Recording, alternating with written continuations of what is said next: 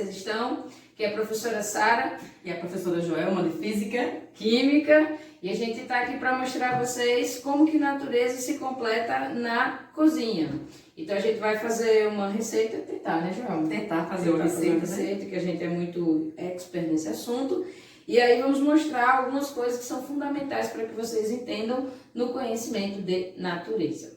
A gente vai ver que aprender ciência pode ser prazeroso, porque o que a gente não sabe é que o papel da escola é apenas dar ênfase àquilo que a gente aprende em casa, que a gente aprende no senso comum. A escola vai dar vida a esse conhecimento e fazer com que uma teoria que a gente aprende em casa se torne teoria científica. Vamos lá? Vamos para a prática. Vamos lá, pessoal. Joelma me abandonou, né? Porque botar a mão na massa, ela deixou para mim essa tarefa. Ingrata, mas vamos lá.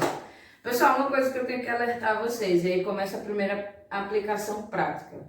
É questão de unidades de medida. É essencial que você tenha, ao menos, sei lá, uma medição para xícara, vamos dizer. Ou então, esses recipientes, que certamente a mãe de vocês vai ter em casa, tá? Com as unidades de medida. Um copo, uma xícara e por aí vai. Então, ó, essa questão de medida é fundamental, porque uma coisa que eu acrescente a mais aqui, isso pode dar errado. Então, que vocês fiquem ligados nessa parte aí. O que nós vamos precisar? 1 quilo de farinha de trigo, porque nós iremos fazer um pão. Então, no pão tem farinha de trigo. Aqui, ó, já tá medido, tem 1 quilo, tá? Depois de 1 quilo de farinha de trigo, a gente vai colocar o processo fundamental para a fermentação, que é o fermento biológico. São 2 sachêzinhos desse daqui que você encontra no mercado muito facilmente. Então, ó, vou colocar os 2. Aí, logo em seguida, você vai dar uma misturadinha, tem que ser com a mão, lave a mão, passe álcool em gel e tudo mais. Continuando, pessoal, agora você vai, depois de ter misturado muito bem fermento e trigo, você vai abrir um pequeno buraquinho aqui no meio para você colocar o açúcar, certo? Olha só, coloca o açúcar. Aqui tem uma xícara, tá? Já tá medido. Lembrando, tá? A importância de fazer tudo nas devidas proporções. Depois que você colocar o açúcar, você vai colocar 1 colher de sal. Rasa, viu, gente? Não vai também colocar demais aí, porque hipertensão ninguém quer. Agora você vai pegar ovos. Assim, a gente costuma colocar aqui do lado um recipiente para você testar se o ovo tá bom, mas eu tenho certeza que tá bom, porque eu confio aonde eu comprei. Então, você vai colocar nessa receita 2 ovos inteiros, tá? Com gema, com tudo. Então, coloca aí os ovos. Ótimo. E agora, você vai mexer tudo. Agora, a gente vai colocar 1 xícara de óleo. Em seguida, vamos colocar 1,5 xícaras de leite. Puxa. Metade. Gente, capriche na questão das medidas, tá? Não exagera, nem abstém o que tem que colocar. E agora, com cuidado, você vai dar uma mexidinha para tentar deixar isso daqui uma massa bem homogênea, tá? E aí, lembrando, outra característica de natureza, a gente fala bastante sobre substâncias e misturas e tudo mais, homogêneo e heterogêneo. Aqui tá uma dessas, né? Agora a gente tem aqui algo bem heterogêneo e vamos transformar em algo homogêneo, ok? Dá uma olhadinha aqui como é que tá, que já já você vai ver como é que vai ficar.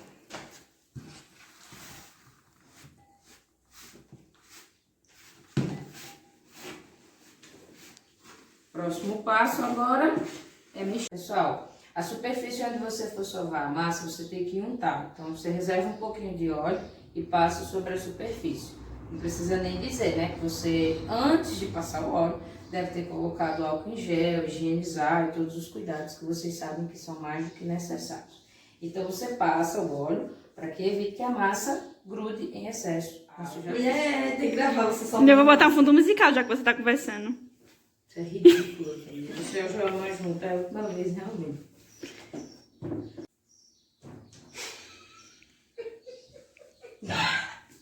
Isso é fazendo proposição a isso. Pessoal, depois de moldar o pão, tá? Agora a gente vai esperar ele fermentar, que aí é a parte do processo químico.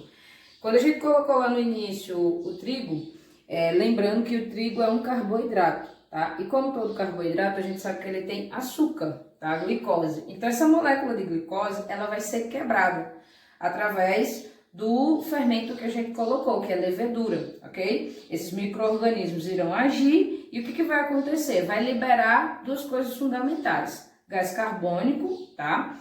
E álcool. Isso é uma fermentação alcoólica, por isso esse cheiro do pão quando tá assando, esse cheiro bem gostosinho, porque é o álcool sendo liberado.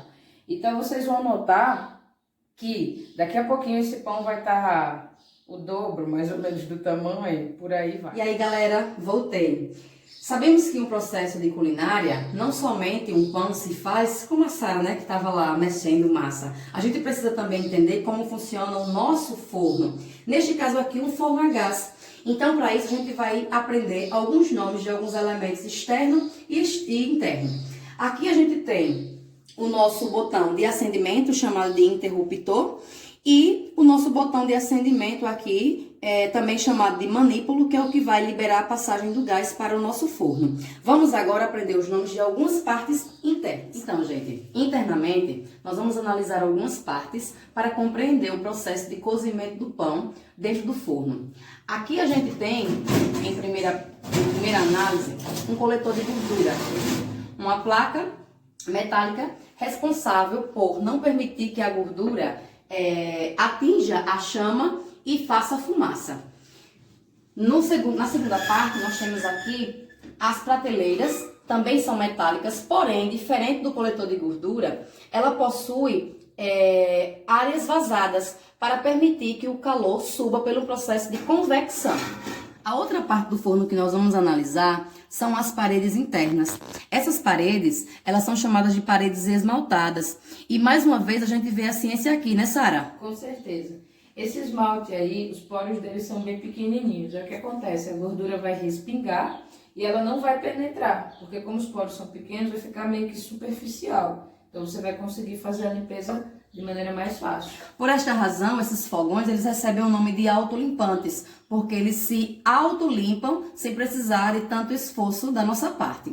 A última parte que nós vamos analisar são as entradas e saídas aqui, né, de gás e da nossa corrente elétrica, que a gente vai entender daqui a pouco como é que funciona. Essas duas saídas aqui são uma de gás e a outra responsável por fornecer uma descarga elétrica para que esse gás entre em processo de combustão. Vai dar início ao processo de cozimento. E claro que para cozinhar nós precisamos de calor. Vamos então entender como é que aquelas partes que eu citei se relacionam para que produza este calor. A primeira parte, então, para que a gente gere esse calor, será liberar a saída de gás, né? Lá no nosso queimador. E para isso, a gente vai girar o botão de acendimento e vai acionar o nosso interruptor. Esse interruptor, por sua vez, fecha um circuito elétrico no interior do fogão, fazendo com que os elétrons, portadores de cargas elétricas, eles simplesmente entrem em contato com o gás que foi liberado e aí comece o processo de combustão. E aí a gente tem novamente a professora Sara para mostrar para vocês como é que a química se aplica nesse processo. O processo de combustão que a gente está vendo aqui é a combustão do gás propano e butano, que é o que tem basicamente no gás de cozinha, tá? Essa chama aí que você está vendo é butano e propano. O hidrocarboneto, tá? Oriundo do petróleo. Então, o terceiro ano estuda isso mais do que nunca. Tá aqui a aplicação direta, né, no nosso cotidiano. Outra coisa, pessoal, bem importante, vale salientar.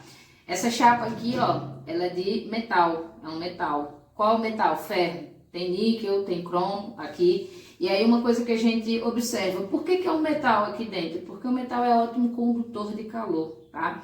Então nada mais justo do que aplicar isso daqui. Que tipo de ligação os metais fazem? Ligações metálicas, né? Aquela que formam nuvens de elétron. Então muitas vezes a gente não consegue ver a ciência, mas ela está bem pertinho da gente. Essa parte de calor, o alimento quando ele vai entrar aqui, ele vai ter que absorver o calor, tá? Então, a chama, o que ela está fazendo ali é um processo de combustão. Toda combustão é um processo exotérmico. E o alimento, ele vai fazer o quê? Ele precisa absorver. Então, isso é um processo endotérmico, beleza? E esse processo em que o pão ele está absorvendo esse calor, explica por que a gente sempre escuta alguém dizer assim: não abra o forno antes do cozimento, seja do bolo, seja do pão. Por quê? O ar que está sendo liberado, as bolhas que são formadas no interior do alimento, podem sofrer um processo de contração e diminuir o tamanho se você abrir a tampa do forno antes do seu cozimento. E aí vai gerar o quê? O bolo não cresce, o pão não cresce, fica aquela coisa murcha, solada, né? Tá aí a explicação. E aí vocês comprovam que ciência está em casa, está na nossa cozinha. Tudo que vocês sabem é apenas um pouquinho daquilo que a gente vê em sala de aula. Então, a nossa última parte para a geração desse calor se dá em analisar como é que o calor ele flui no interior do forno. Esse fluxo de calor se dá predominantemente pelo processo de convecção, onde as nossas moléculas gasosas que estão no interior do forno sofrem um processo de corrente, de subida e descida devido à sua densidade. Da seguinte forma, na parte inferior do forno, nós temos aí as moléculas que são mais densas, consequentemente são mais frias.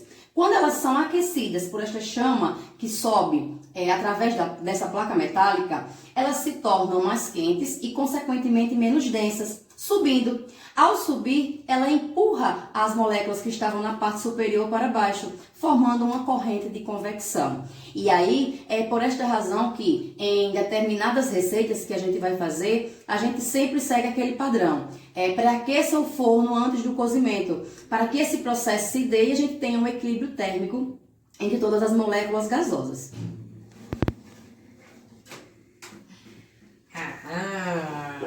Gente, deu certo, viu? Agora nós vamos fazer o quê? Comer, né?